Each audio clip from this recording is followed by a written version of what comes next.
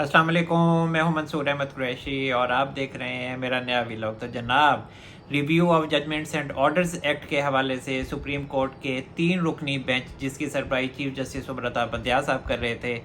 ने इस कानून को कलअदम करार दे दिया है। और मैंने दोनों सूरतें कल आपको बताई थी कि दोनों सूरतें हो सकती हैं, दरखास्तें एक्सेप्ट भी हो सकती हैं और दरखास्तें रिजेक्ट भी हो सकती हैं। और ये जो review of judgements and orders act है, ये पार्लियामेंट की तरफ से बनाया गया था और इसकी जो अप्रूवल थी वो सदर आरिफ अलवी साहब ने दी थी। लेकिन उसके बावजूद भी जो चीफ जस्टिस उमरता बंदयाल साहब हैं और उनके जो 2 साथी जजेस थे, जस्टिस मुनीब अख्तर साहब और जस्टिस इजाजुल एहसन साहब, उन्होंने इस कानून को ही कलअदम करार दे दिया है। इस कानून के मुताबिक 184 सब आर्टिकल 3 के तहत जो भी सुप्रीम कोर्ट फैसला सुनाएगी उसके लिए रिव्यू का हक रखा गया था कि जिस मुजरिम को भी सज़ा सुनाई जाएगी तो वो 60 दिन के अंदर रिव्यू डाल सकता है सुप्रीम कोर्ट में। और रिव्यू का जो दायरा कार था उसको थोड़ा सा वसी किया गया था कि दोबारा से इस केस को सुना जाए और उसके लिए कोई लार्जर बेंच तश्कील दिया जाए। मतलब ये है कि अगर 3 जजेस ने फैसला दिया है पहले, तो उसके खिलाफ जो रिव्यू का हक दिया गया था इस कानून के तहत, तो फिर वो कोई 5 जजेस हो सकते थे, 6 जजेस हो सकते थे। लेकिन जो चीफ जस्टिस उमरता बंदयाल साहब हैं, उन्होंने इस कानून को मानने से ही इनकार किया है। और ये जो कानून है review of judgements and orders act, ये कुछ ना कुछ प्रैक्टिस एंड प्रोसीजर बिल, जिसको चीफ जस्टिस उमरता बंदयाल साहब ने उस कानून की पैदाइश से पहले ही मुअत्तल करवा दिया था। और ये फिर उसके बाद review of judgements and orders act parliament की तरफ से आया। और ये कानून उस वक्त आया था जब पंजाब में इलेक्शन के इनकाद के हवाले से केस चल रहा था। और जो पंजाब में इलेक्शन का मामला है वो भी 184 सब आर्टिकल 3 के तहत ही सुना गया है। और उसके हवाले से फिर चीफ जस्टिस उमरता बंदयाल साहब ने 14 मई को तारीख जो इलेक्शन के इनकाद की उसका ऐलान किया था और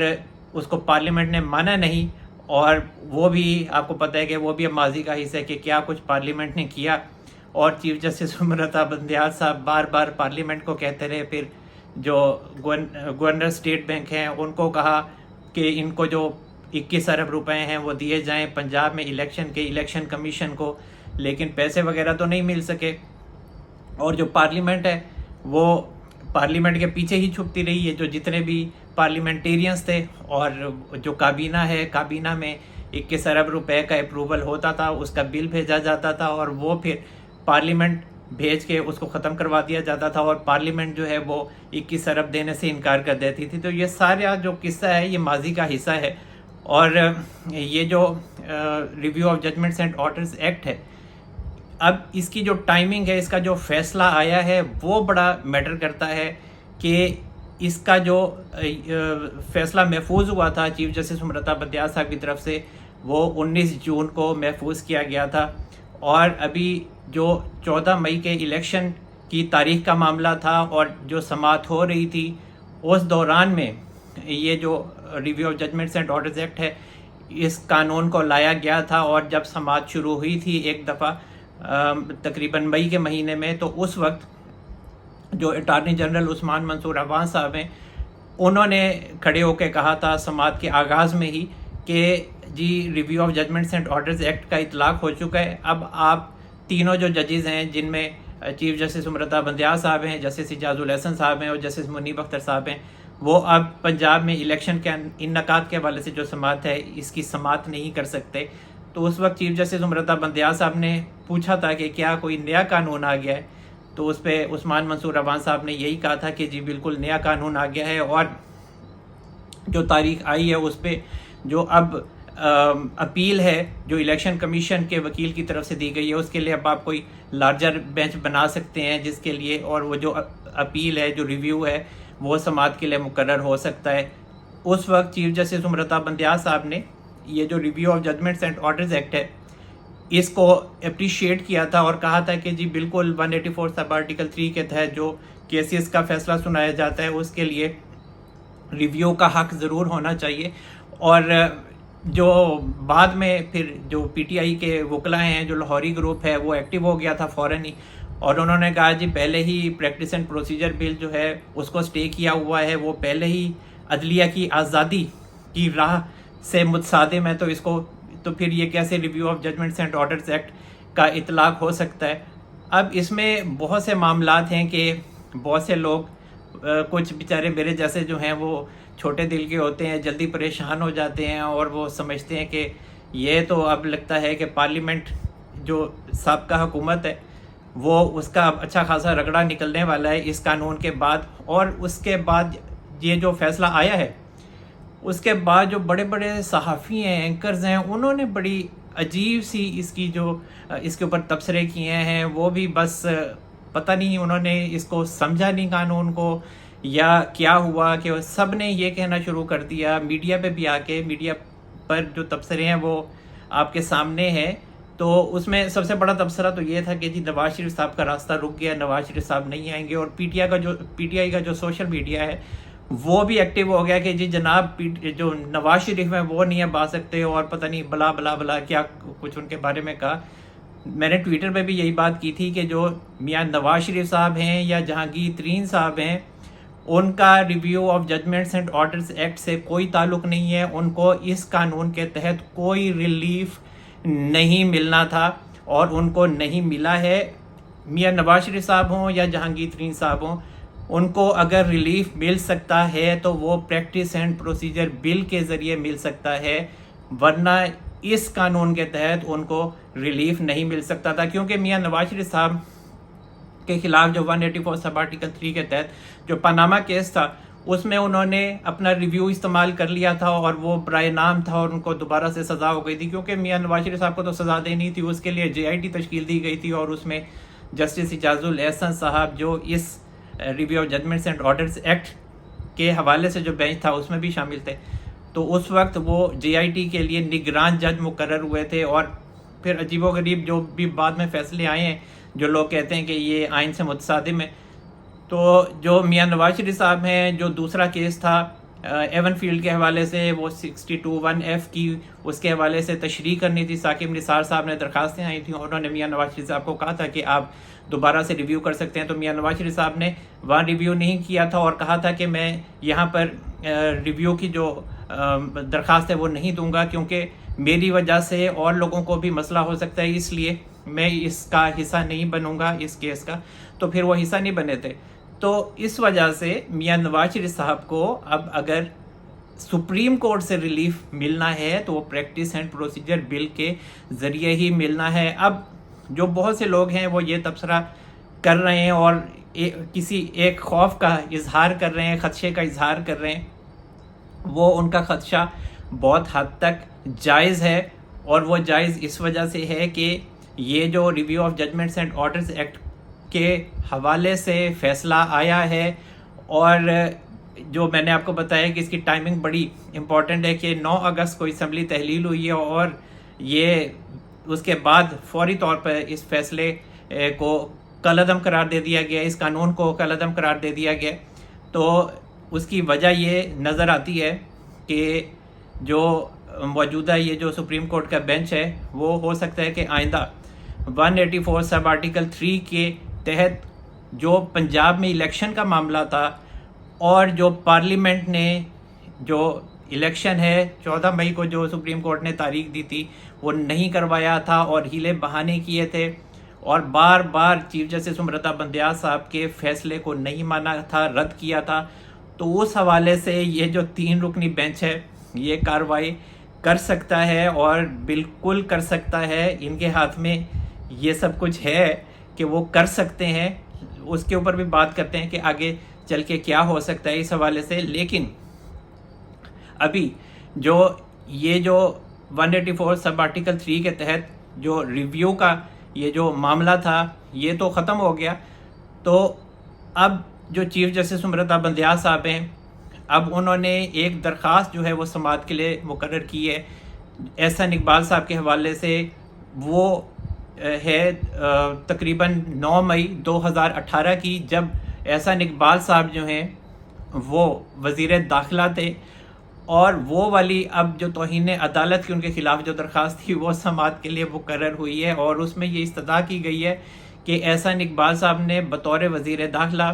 جو چیف جسٹس آف پاکستان ہیں ان کے خلاف توہین آمیز بیانات دیے تھے، تو اسی وجہ سے احسان اقبال صاحب کو آئین کے آرٹیکل 62-63 کے تحت نااہل قرار دیا جائے۔ تو اب دیکھتے ہیں کہ اس پہ کیا فیصلہ ہوتا ہے، لیکن میرا خیال ہے کہ آئندہ آنے والے جو دن ہیں وہ خاصے ہنگامہ خیز دھماکہ خیز ہو سکتے ہیں، کیونکہ اگر یہ جو review of judgments and orders act کا معاملہ ہے اس کو کالعدم قرار دیا ہے، تو آگے چل کے میرا یہ خیال ہے کہ شہباز شریف صاحب جو کہ وزیر اعظم ہیں ان کے خلاف بھی توہین عدالت کی کارروائی ہو سکتی ہے کہ پنجاب میں جو کہ الیکشن کا معاملہ تھا وہ نہیں کروایا تھا، اور پنجاب میں جو الیکشن کا معاملہ تھا وہ تبھی سامنے آیا تھا کہ وہ عمران خان صاحب کی فرمائش تھی، اور پنجاب میں جو سابق سی سی پی او غلام احمد ڈوگر صاحب تھے ان کی اپوائنٹمنٹ کا ان کی ٹرانسفر کا معاملہ تھا، تو اس وقت جو جسٹس اعجاز الحسن صاحب اور جسٹس مظاہر علی اکبر نقوی صاحب تھے وہ لاہور میں، جیسا کہ میں نے بتایا تھا کہ وہ سماعت کر رہے تھے، اس میں جسٹس مظاہر علی اکبر نقوی صاحب کو اچانک بیٹھے بٹھائے کورٹ روم میں خیال آ گیا اس کیس کی سماعت کے دوران کہ جی پنجاب میں بڑی زیادتی ہو رہی ہے، پنجاب میں الیکشن نہیں ہو رہا۔ تو پھر یہ جو دونوں جج صاحبان تھے انہوں نے کہا کہ ہم چیف جسٹس عمر عطا بندیال صاحب کو سو موٹو لینے کے لیے درخواست کرتے ہیں کہ وہ پنجاب میں الیکشن کے حوالے سے سو موٹو لیں، اور سو موٹو کا مطلب ہے کہ 184 سب آرٹیکل 3 کے تحت کیس کی سماعت ہوگی، اور پھر چیف جسٹس عمر عطا بندیال صاحب نے اس معاملے کو ٹیک اپ کر لیا، اور سارا جو ہسٹری ہے پیچھے وہ پتہ ہی ہے کہ کیوں ٹیک اپ ہوا وہ، اور عمران خان صاحب پنجاب میں الیکشن چاہتے تھے، اور الیکشن کی بڑی وجہ توشہ خانہ کا معاملہ بھی تھا جس میں عمران خان صاحب اٹک جیل میں 3 سال کے لیے سزا کاٹ رہے ہیں۔ وہ بات الگ بات ہے کہ ہو سکتا ہے کہ ان کی سزا معطل ہو جائے، لیکن یہ ہے کہ ان کی 5 سال کی جو نااہلی ہے وہ تو ہو گئی ہے۔ اور پھر جو 184 سب آرٹیکل 3 کے تحت، کیونکہ جو معاملہ ہے review of judgments and orders act کا یہ بھی اسی سے ہی کنیکٹڈ تھا، تو اب چونکہ یہ سارے جو پارلیمنٹ کے لوگ ہیں جنہوں نے پنجاب میں الیکشن کا انعقاد نہیں کروایا، وہ ساری کابینہ اور تمام پارلیمنٹیرینز بھی اس توہین عدالت کے نرغے میں آ سکتے ہیں، اور میرا خیال ہے میں نے جیسا کہ بتایا کہ جو شہباز شریف صاحب ہیں ان کو ہو سکتا ہے پاسبلٹی ہے کہ انہیں توہین عدالت کا نوٹس اب ملے، کیونکہ یہ جو قانون ختم کیا گیا ہے تو یہ اسی سلسلے کی ہی مجھے کڑی لگتی ہے کہ یہ اسی طرف ہی جائے گا، توہین عدالت کی طرف کارروائی جائے گی۔ اور یہ آگے چل کے اب اگر یہ کہا جائے کہ اگر فرض کر لیتے ہیں ہم کہ وزیر اعظم شہباز شریف صاحب کو یہ جو عدالت ہے یہ نااہل کر دیتی ہے 5 سال کے لیے کہ انہوں نے پنجاب میں الیکشن نہیں کروایا، یہ راہ میں رکاوٹ بنے ہیں، اس کے علاوہ اعظم نذیر تارڑ صاحب ہیں اور جتنے بھی یہ کابینہ کے لوگ ہیں، رانا ثناءاللہ ہیں، تو ان کے خلاف پہلے بھی درخواستیں تو آ چکی ہیں۔ تو اگر یہ نااہل ہو جاتے ہیں تو کیا سوال پیدا ہوتا ہے کہ سپریم کورٹ کے اس 3 رکنی بینچ کے فیصلے کی روشنی میں اگر یہ جو بینچ ہے یہ ان شخصیات کو 5 سال کے لیے نااہل قرار دیتا ہے تو یہ کیا گھر میں بیٹھ جائیں گے؟ جیسے ماضی میں جو طلال چودھری صاحب ہیں وہ نااہل ہو گئے تھے، یا دانیال عزیز صاحب نااہل ہو گئے تھے، وہ سب لوگ اور بھی بہت سے لوگ ہیں جو نااہل ہوئے ہیں اور وہ گھر بیٹھ گئے تھے، یوسف رضا گیلانی صاحب ہیں وہ نااہل ہو گئے تھے۔ تو کیا اب بھی ایسا ہی ہوگا کہ یہ 5 سال کے لیے نااہل ہو جائیں گے اور یہ 5 سال کے بعد بھی الیکشن لڑ سکیں گے؟ تو میرا نہیں خیال کہ ایسا آگے ہونے جا رہا ہے۔ ابھی بہت سے لوگ ٹویٹر پہ یہ کہہ رہے ہیں کہ جی بندیال صاحب کو یہ پیغام دیا گیا ہے کہ جی آپ کوئی بھی اس طرح کا اقدام کرنے سے باز رہیں اور باعزت طریقے سے آپ جو ریٹائرمنٹ ہے آپ کی اس پہ گھر چلے جائیں۔ تو ہو سکتا ہے کہ یہ بھی ہو جائے، لیکن میرا خیال ہے کہ یہ جو فیصلہ کالعدم ہوا ہے تو اس کے پیچھے کچھ ریزنز ہیں اور حکومت کو پہلے سے پتہ تھا، اور میں نے بھی بہت سے پچھلے ویلاگز میں، پرانے ویلاگز آپ اٹھا کے دیکھیں، اس میں میں نے یہی کہا تھا کہ بہت سے صحافی حضرات اور بہت سے جو قریبی دوست ہیں بندیال صاحب کے وہ یہ کہتے ہیں کہ بندیال صاحب نے جو حکومت کے خلاف کچھ درخواستیں ہیں وہ سنبھال کے رکھی ہوئی ہیں، اور صحافیوں اور ان قریبی دوستوں کے مطابق یہ حکومت گھر چلی جائے پھر ان کو دیکھیں گے کہ یہ کیسے ان کے ساتھ ہم نے نمٹنا ہے۔ تو اب دیکھتے ہیں کہ بندیال صاحب نے واقعی ایسا کہا تھا کہ نہیں کہا تھا، لیکن میرا خیال ہے کہ کل اس کی ابتدا ہو گئی ہے۔ اور یہ اگر جیسا کہ میں نے کہا ہے کہ اگر یہ فرض کریں کہ نااہلیاں ان کی ہو بھی جائیں تو یہ نااہلیاں زیادہ دیر نہیں رہیں گی، یہ ڈسکوالیفیکیشن زیادہ دیر نہیں رہیں گی۔ اس کی وجہ یہ ہے کہ جو نامزد چیف جسٹس ہیں جسٹس قاضی فائز عیسیٰ صاحب، وہ ایک اپنی آبزرویشن دے چکے ہیں، وہ بتا چکے ہیں، وہ چیف جسٹس امرتا بندیال صاحب کے بنائے گئے ایک بینچ کا حصہ بنے تھے۔ چیف جسٹس امرتا بندیال صاحب نے انہیں اس بینچ کا حصہ بنایا تھا، 9 رکنی بینچ تھا، اور وہ ملٹری کورٹس میں سیویلینز کے ٹرائل کے حوالے سے جو بینچ تھا اس میں وہ ان کو شامل کیا گیا تھا، اور انہوں نے پہلے دن ہی جو بینچ تھا اسی کے اوپر ہی سوالات اٹھا دیے تھے اور کہا تھا کہ یہ جو بندیال صاحب ہیں چیف جسٹس، وہ یہ اختیار نہیں رکھتے کہ وہ نئے بینچز بنائیں، کیونکہ جو بینچز کا اب طریقہ کار ہے جو پارلیمنٹ نے بنایا ہے، وہ پریکٹس اینڈ پروسیجر بل کا اطلاق ہوگا تو یہ بینچز بن سکتے ہیں، اور جو بینچز ہیں سپریم کورٹ میں وہ بھی تبھی بن سکتے ہیں جب آپ پریکٹس اینڈ پروسیجر بل کے قوانین کے عین مطابق بندیال صاحب سپریم کورٹ کے 2 سینئر ججز سے مشاورت کریں گے، اور ان کی مشاورت سے نئے بینچز کی تشکیل ہوگی، اور چیف جسٹس امرتا بندیال صاحب اکیلے بینچ نہیں بنا سکتے۔ اور یہاں پر چاہے وہ پنجاب میں الیکشن کا معاملہ ہو، اس وقت بھی جسٹس قاضی فائز عیسیٰ صاحب نے حافظ قرآن کے حوالے سے معاملہ تھا، اس میں فیصلہ سنایا تھا کہ اب 184 سب آرٹیکل 3 کے تحت کوئی بھی بینچ نہیں بنے گا، کوئی بھی کیس نہیں سنا جائے گا جب تک پارلیمنٹ یہ طے نہیں کر لیتی، سپریم کورٹ کے جو قوانین ہیں وہ نہیں بنائے جاتے، تب تک جو بندیال صاحب ہیں وہ نئے بینچ نہیں بنا سکتے۔ لیکن جو چیف جسٹس امرتا بندیال صاحب ہیں انہوں نے رجسٹرار کے ذریعے ایک سرکولر جاری کروایا جس میں قاضی فائز عیسیٰ صاحب کے اس فیصلے کو جو جوڈیشل آرڈر تھا اس کو ختم کرنے کی کوشش کی۔ پھر اس کے بعد جو بندیال صاحب ہیں، منیب اختر صاحب ہیں، اعجاز الحسن صاحب ہیں، ان کی تسلی نہیں ہوئی، کیونکہ جو قاضی فائز عیسیٰ صاحب ہیں ان کا جو آرڈر تھا وہ جوڈیشل آرڈر تھا، تو وہ سرکولر کے ذریعے کیسے ختم ہو سکتا تھا۔ اور جو جسٹس قاضی فائز عیسیٰ صاحب ہیں ان کے ساتھ جو دوسرے جج تھے، حافظ قرآن کے حوالے سے جو کیس تھا اس میں جسٹس امین الدین خان صاحب تھے، اور تیسرے جو جج تھے وہ شاہد وحید صاحب تھے جو بندیال صاحب کے قریبی سمجھے جاتے ہیں۔ تو 1 کا فیصلہ تھا، 3 رکنی بینچ تھا وہ۔ اس کے بعد پھر اس جوڈیشل آرڈر کو، قاضی صاحب کے جوڈیشل آرڈر کو ختم کرنے کے لیے بندیال صاحب نے پھر ایک لارجر بینچ بنایا تھا، اس نے تقریباً 3-4 منٹ میں اس کو ختم کر دیا تھا، اور غالباً جسٹس اعجاز الحسن صاحب اس بینچ کی سربراہی کر رہے تھے۔ اور اس کے بعد لیکن یہ جو معاملہ ہے جسٹس قاضی فائز عیسیٰ صاحب کا، جب یہ ملٹری کورٹس میں سیویلینس کے ٹرائل کے حوالے سے بینچ بنا تو اس وقت بھی انہوں نے وہی اعتراض اٹھایا، اور اس کے بعد سے وہ بندیال صاحب کے کسی بینچ کا حصہ نہیں بنے تھے جب انہوں نے جوڈیشل آرڈر جاری کیا تھا۔ وہ ایک الگ بات ہے کہ انہوں نے اس کو ختم کرنے کی کوشش کی، لیکن معاملہ یہ ہے کہ قاضی فائز عیسیٰ صاحب نے یہ بات طے کر لی ہے، یہ اصول انہوں نے طے کر لیا ہے کہ جب تک پریکٹس اینڈ پروسیجر بل کا اطلاق نہیں ہو جاتا، قوانین نہیں بنتے نئے بینچز کی تشکیل کے، اس وقت تک اب 184 سب آرٹیکل 3 کے تحت کوئی بھی بینچ نہیں بن سکتا۔ اور اب تک جتنے بھی چیف جسٹس امرتا بندیال صاحب نے بینچز بنائے ہیں وہ سارے غیر آئینی ہیں، غیر قانونی ہیں۔ تو میرے کہنے کا، آپ کو سمجھانے کا مطلب یہ ہے کہ اب چیف جسٹس امرتا بندیال صاحب، جسٹس اعجاز الحسن صاحب اور جسٹس منیب اختر صاحب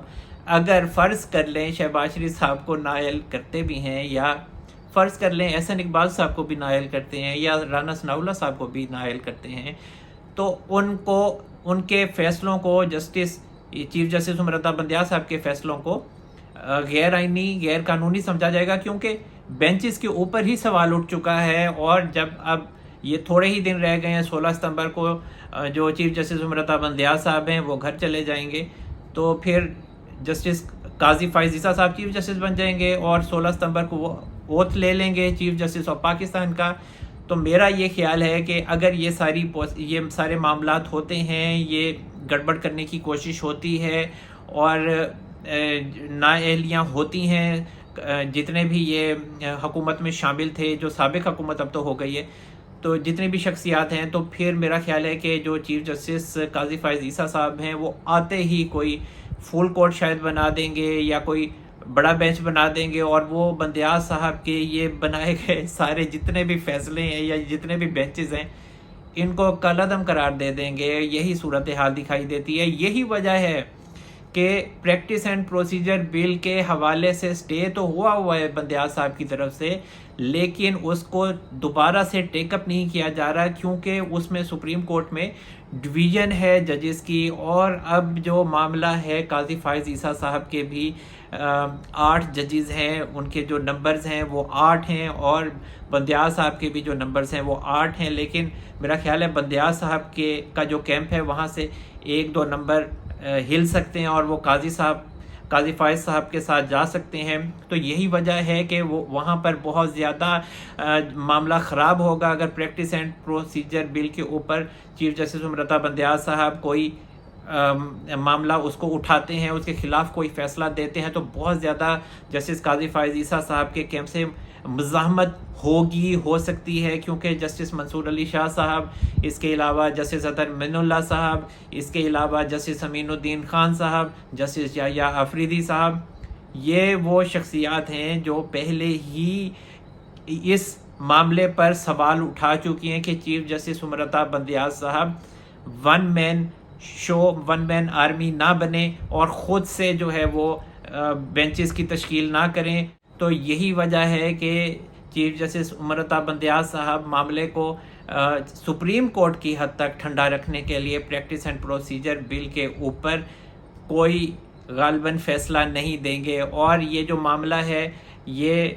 قاضی فائز عیسیٰ صاحب کے پاس ہی جائے گا، اور قاضی فائز عیسیٰ صاحب کا میں نے آپ کو بتایا ہے کہ وہ پریکٹس اینڈ پروسیجر بل کے تحت ہی آئندہ آنے والے دنوں میں فیصلہ کریں گے۔ لیکن یہ جو بہت زیادہ جو بڑے بڑے صحافی ہیں وہ یہ کہہ رہے ہیں کہ میاں نواز شریف صاحب کا راستہ رک گیا ہے اور وہ پاکستان نہیں اب آ سکیں گے اس فیصلے کے بعد، تو یہ میاں نواز شریف صاحب کا اس سے کوئی تعلق نہیں ہے، اور میاں نواز شریف صاحب اپنے پلان کے مطابق پاکستان آئیں گے، اور وہ ستمبر میں آئیں گے، میرا خیال ہے 16 ستمبر کے بعد بھی آ سکتے ہیں، اور وہ جو ان کے خلاف کیسز ہیں ان کا وہ سامنا کریں گے، اور شہباز شریف صاحب بھی آئندہ آنے والے دنوں میں ہو سکتا ہے کہ اس بینچ کے ذریعے نااہل ہو جائیں یا کوئی اس طرح کا قصہ چلے، لیکن شہباز شریف صاحب کے لیے معاملہ کوئی گڑبڑ نہیں ہوگا، ان کا معاملہ پھر بھی سیدھا ہو جائے گا۔ رکاوٹ کوئی آ سکتی ہے، ادروائز کوئی نہیں ہے۔ باقی لوگوں کو پاپ کارنز وہ سنبھال کر رکھیں، ہو سکتا ہے کہ جو آئندہ آنے والے دن ہیں وہ مزے کے ہو جائیں اور دوبارہ عدلیہ اور جو اسٹیبلشمنٹ ہے اس میں دوبارہ برابر کا جوڑ پڑے۔ اور اس کے علاوہ جو شہباز شریف صاحب ہیں وہ ویسے بھی آنکھ کے تارے ہیں اور ان کو بہت پیارے ہیں، اور کوئی بھی شطرنج کے اس کھیل میں، اس بازی میں اپنا وزیر نہیں مرواتا، اور شہباز شریف صاحب چونکہ وزیر ہیں تو ان کو پوری پروٹیکشن ملے گی، اور اس کے علاوہ نواز شریف صاحب ہی آئندہ آنے والے جو الیکشن ہے اس کے نتیجے میں پرائم منسٹر بن سکتے ہیں۔ تو جناب اب تک کے لیے اتنا ہی۔ اللہ تعالی ہم سب پر اپنا رحم و کرم فرمائے۔ منصور احمد قریشی کو اجازت دیجیے، اپنا بہت سارا خیال رکھے گا۔ اللہ حافظ۔